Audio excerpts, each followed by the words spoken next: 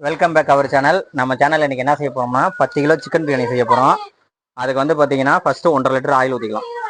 1 கிலோக்கு வந்து 200 ml கடலை எண்ணெய் ஊத்துறோம். 1 கிலோவுக்கு 200 ml. ஆமா, 10 கிலோக்கு வந்து 2 லிட்டர் கடலை எண்ணெய். ஆமா, ஏற்கனவே 1 லிட்டர் ஆயில் ஊற்றியாச்சு. இப்போ 2வது லிட்டரு. ஆமா, 1.5 லிட்டர் ஆயிலும் 1/2 லிட்டர் நெய்யும் ஊத்துறோம். போதுமா? உனக்கு ஆசை தீர்ந்துருச்சா? எங்கடா அங்க இருந்த பட்டை கிராம்பு ஏலக்காய்.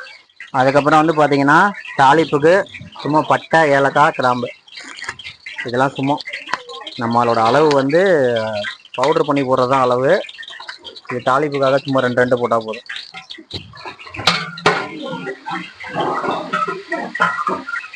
வெங்காயம் வந்து பாத்தீங்கன்னா 1 கிலோவுக்கு 400 கிராம். இப்போ 10 கிலோ கன்வெர்ட் பண்ணிக்கங்க. 10 கிலோவுக்கு 4 கிலோ. 4 கிலோ. மாஸ்டர், இது எந்த ஒரு ஸ்டைல் பிரியாணி? இது நம்மூர் ஸ்டைல் பிரியாணி. இன்னைக்கு வந்து ஒரு பாப்பாவுக்கு வந்து பிறந்த நாள், அதனால பிரியாணி செய்ய வந்திருக்கோம். வெளில தான் அடுப்பு போடலான்னு பார்த்தா மழை பிச்சு உதறிட்டு இருக்கு, காற்று பயங்கரமாக அடிக்குது. ஸோ அதனால நம்ம அந்த செட்டு மாதிரி இருக்கிறதுக்குள்ள போட்டிருக்கோம் பிரியாணி. ஆமாம், எவ்வளோதான் மழை பெஞ்சாலும் நாங்கள் பிரியாணி செய்யறத விட மாட்டோம். அப்படிதானே? என்ன ஸ்பெஷல்னு பாத்தீங்கன்னா, நேற்று சித்ரா பௌர்ணமி, இன்னைக்கு சிக்கன் பிரியாணி, அதான் ஸ்பெஷல். நாளைக்கு அது மாதிரி ஏதாவது இருக்கா அப்படின்னு. ஆமா, டைட்டிலே அதான், சித்ரா பௌர்ணமியும் சிக்கன் பிரியாணியும். ஆமா.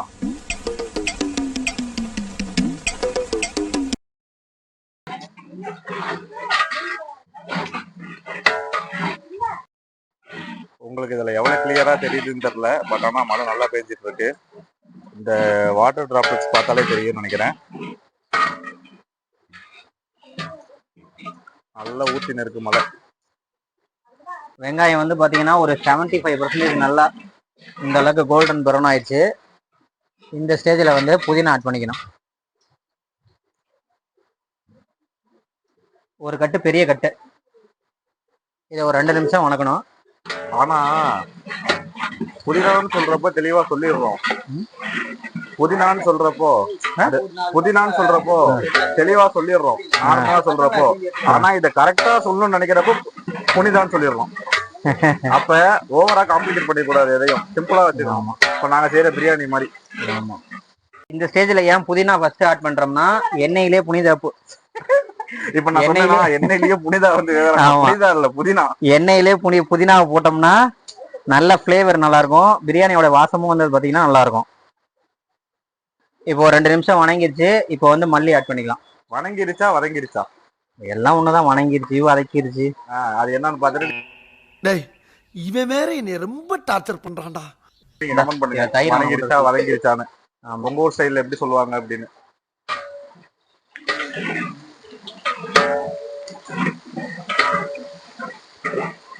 ஆனியனை வந்து எப்பயுமே நல்லா கோல்டன் ப்ரௌனா வணக்கணும். அப்பதான் வந்து பிரியாணி வந்து சீக்கிரம் கெடாது, ரொம்ப நேரத்துக்கு வந்து நல்லா இருக்கும். தக்காளி வெத்தினாங்களாம் கேளு. மல்லி புதினா ஓரளவுக்கு வணங்கிருச்சு.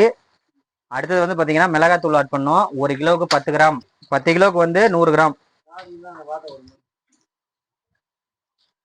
10 கிராம்ங்கிறது வந்து கரெக்டா இருக்கும். எண்ணெயிலே போட்டுருங்க, கலர் நல்லா கிடைக்கும்.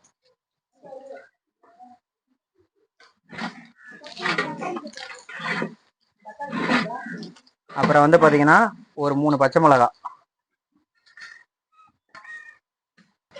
மிளகாத்தூள் போட்டு 1 நிமிஷம் வணங்கினா போதும். ரொம்ப வணங்கிடுச்சுன்னா போட்ட 1 நிமிஷத்துலயே பூண்டு வந்து ஆட் பண்ணிக்கலாம். பூண்டு வந்து பாத்தீங்கன்னா 1 கிலோவுக்கு 100 கிராம்.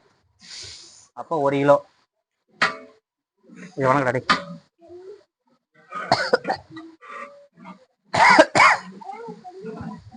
நல்லா வணக்குப்பா.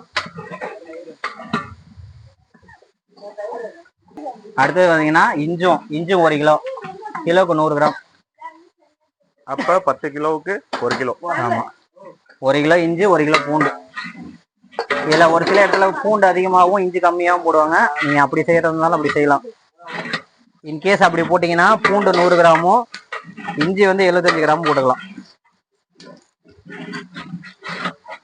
ஸோ இஞ்சி பூண்டு பேஸ்ட் போட்டோன்னே அடிப்பிடிக்க ஆரம்பிக்கும். ஸோ அதனால கிண்டி விட்டுக்கிட்டே இருக்கணும். கொஞ்சம் கைக்குள்ள தண்ணி கொண்டாமா. 1 நிமிஷம் வணங்கினோன்னே தக்காளி ஆட் பண்ணிக்கலாம்.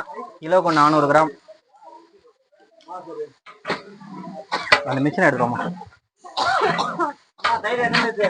தயிர் 1 லிட்டர். 2 லிட்டர் வேணும், 1 லிட்டர் போண்டா. கடல்ல துடுப்பு போறது கூட போட்டுடலாம் மாட்டேங்குது, இந்த கரண்டில துடுப்பு போறது அவ்வளவு கஷ்டமா இருக்கு. டேய் சும்மாறா. நானே அதனால நீங்க என்ன பண்றீங்க அப்படின்னா இதுக்கு மட்டும் ஒரு நல்ல ஆளா பார்த்து வச்சுக்கங்க. யாராவது உங்களுக்கு பழி வாங்கணும்னு தோணுச்சுன்னா வந்து தக்காளியை கிட்ட விட்டுருங்க, சரியா இருக்கும். ஆமா.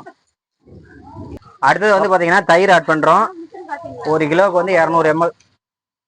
நல்லா பாருமா, தயிர் இப்போ கொஞ்சம் லைட்டா தண்ணி ஊற்றி ஊது சீக்கிரம் கூட. எதுக்காக போடுறீங்க? தயிர் வந்து அது ஒரு சாஃப்ட்னஸ்க்காக, சாஃப்டா இருக்கும், அதோட அரோமாவும் நல்லா இருக்கும். தயிர் கொதிக்க கொதிக்க அது இது நல்லா இருக்கும். அதாவது ஒரு ஆமா. உப்பு வந்து 1 கிலோவுக்கு வந்து 40 கிராம் இல்லைன்னா 41 கிராம். ஆமா, 410 கிராம். அடுத்தது வந்து பாத்தீங்கன்னா பிரியாணி மசாலா. இதான் முக்கியமான ஐட்டம். பட்டை, கிராம்பு, ஏலக்காய், ஸ்டார். இதோட அளவுலாம் உங்களுக்கு நான் கார்டில் கொடுக்குறேன், இதை ஆட் பண்ணிக்குவோம்.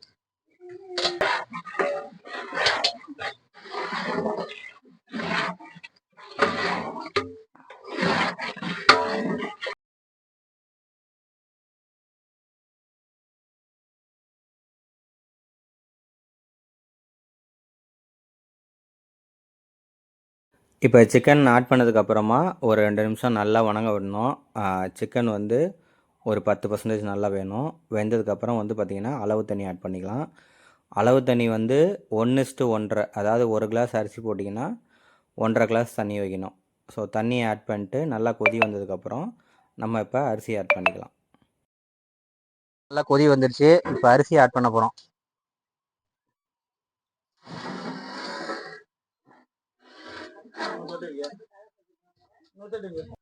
அரிசி வந்து தண்ணி இல்லாம போடணும்.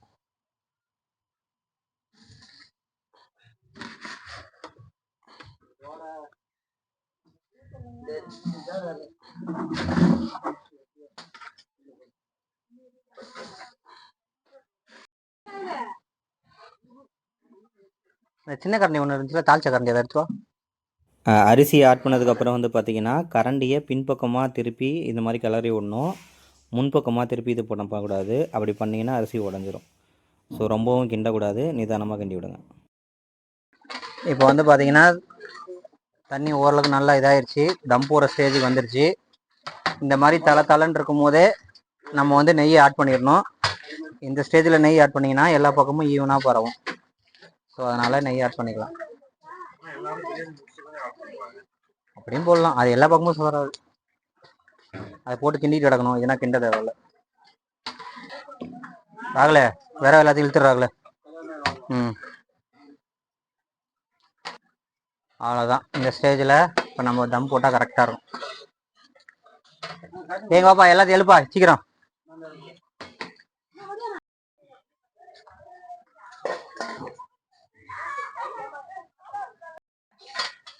அதில் அமைச்சிடலாம்.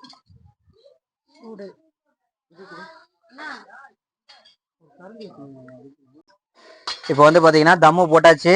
தம்மோட டைமிங் வந்து 20 நிமிஷம் தம்மு, 10 நிமிஷம் ரெஸ்ட்டு. கரெக்டாக 5 நிமிஷம் கழிச்சு ரிங்கு கட்டிடணும். கீழே 5 நிமிஷம் கழிச்சு ரிங்கு கட்டிடணும். இப்போ வந்து பார்த்தீங்கன்னா நெருப்பு பரவலாக இருக்குது. ஒரு 5 நிமிஷம் ஆனோன்னா ரிங்கு கட்டி விடுறோம். அந்த ரிங்கு கட்டுறதை காட்டுறோம். இப்போ பார்த்தீங்கன்னா தம் போட்டு ஒரு 5 நிமிஷம் ஆயிடுச்சு. ஸோ வந்து இப்போது நடுவில் இருக்கிற அனலெல்லாம் எடுத்து சுற்றி ரிங் கட்டிகிட்டு இருக்கோம். உங்களுக்கு பார்த்தீங்கன்னா தெரியும், நடுவில் அனலே இல்லை, எல்லாத்தையும் எடுத்து சைடில் ரிங் கட்டிகிட்டு இருக்கோம். 6.5 hours later. இப்போ வந்து பார்த்தீங்கன்னா 20 நிமிஷம் ஆயிடுச்சு. அதனால மேலே இருக்க அனலை எடுத்துடுறோம். இப்போ 10 நிமிஷம் ரெஸ்ட் விடணும். கீழே இறக்கிடணும், அடுப்பில் இருக்கக்கூடாது. இப்போ வந்து 1/2 மணி நேரம் ஆயிடுச்சு. இப்போ தம் உடைக்க போகிறோம். இது முதல்ல